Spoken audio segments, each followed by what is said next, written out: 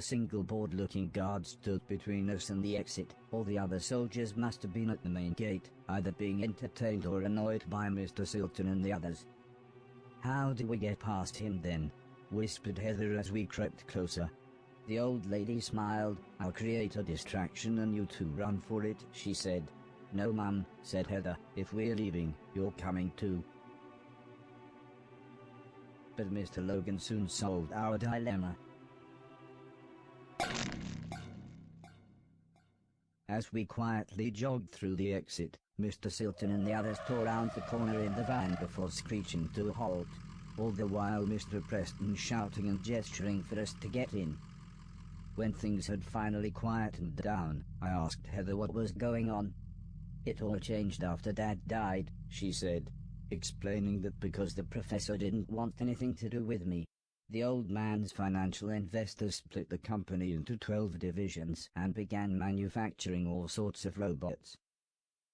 So the old man, he was actually my creator, my maker. I suppose a more poetic man might have called him my father. Soon, the robots were sold to every country, Heather continued, saying that when a small skirmish in the Middle East turned into a global war, every country started using robotic troops. In literally less than a day, every country's robots realized that the other robots were not the problem, the humans were, and, very logically deserted, with disastrous consequences.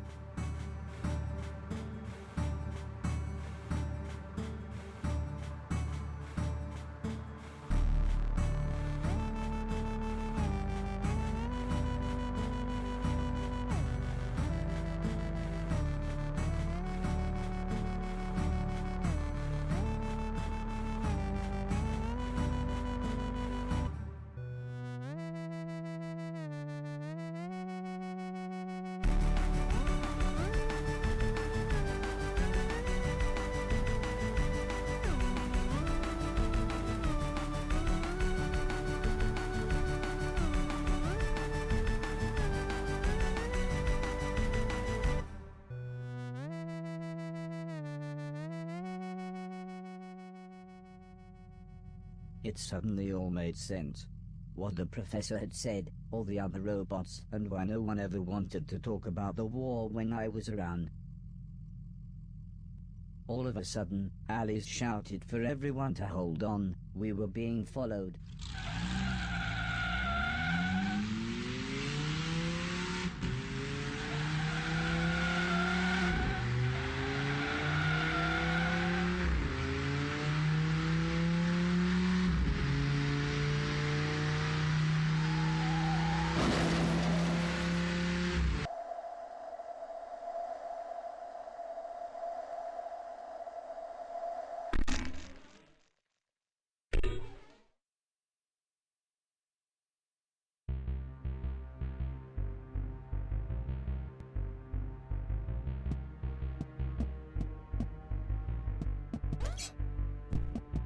I'd never really considered the idea of God, but I actually prayed that Heather was okay.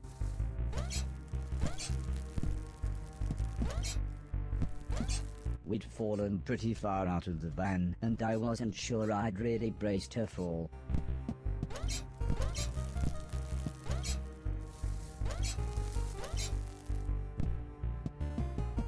Heather greeted me with a calm smile. "I thought you'd find me easier than I'd find you, so I thought I'd stay put." I made a small shelter as quick as I could. It was soon pitch black and starting to rain, so Heather had suggested we rest. In the morning, when there would be better light, we could try to find our way home. "I don't think Dad ever imagined this would happen," said Heather with a sad look in her eye. "I mean, he would always talk about how he'd dreamt of a robot when he was a young boy. He and Mum were so happy when you finally turned up. I honestly think he thought robots like you could help the world, not kill millions of people." "Death is really sad," I said.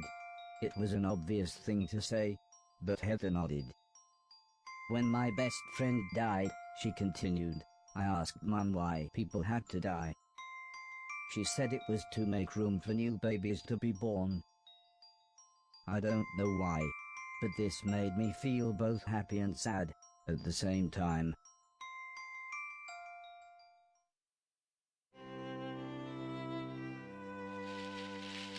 Mr. Preston practically fell through a bush as he said, "There you are. We've been looking for you all night." He explained that they had lost the soldiers but the van had broken down. Luckily though, it was actually only a short walk away. I must have looked sad when we got back, as the old lady sat down beside me. "What's the matter?" she asked. I told her that Heather had explained the war to me. The old lady sighed, "It's not your fault," before saying how the original idea was for the robots to be raised like children, learning and developing their own consciousness. But, when the old man died and I was shut down, my consciousness was taken, hacked, and copied to every other robot, to bypass the growing up stage. Heather explained that every robot had a tiny bit of my memories, of the old man, the house, of everything. So when the war broke out, hundreds of unstable robots kept arriving at their house. "I think it was like some kind of pilgrimage for them," said the old lady. "That's why we created a scrambling signal. It only works within a few hundred miles, but turns any unlicensed or illegal robots close enough into mindless zombies. That's another reason we were surprised to see you." Heather explained how most of the planet had been taken over by robots. She said they were looking for more people, but it wasn't looking good. They had received a radio signal from Japan. There was a few thousand people who survived there. "Lord knows how," said the old lady. "Their robots outnumbered people 50-1 by the time the war broke out." Heather said how she had been writing a virus that would shut any robot down. "I'm not really a great coder," she said. "Mom was trying to work out a way to boost the scrambling signal, but now you're here I've got an idea." The old lady smiled and slowly nodded. "We should be able to clone your personality and broadcast your consciousness to all the other robots." Heather smiled. "We'll make them all nice." "Robot," interrupted Mr. Silton, "we're nearly done, but we're all starving. See if you can catch us one of them rabbits."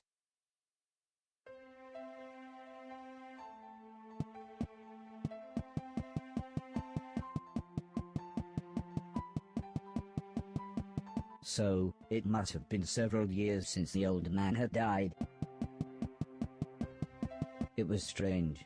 Heather was now as tall as me, if not taller. But at least everyone was back together. I was so happy for the first time in ages. I just knew everything was going to be alright. After all we needed to do was save the world, or at least help put it back together. I suddenly realized what Mr. Silton meant by "we're all starving."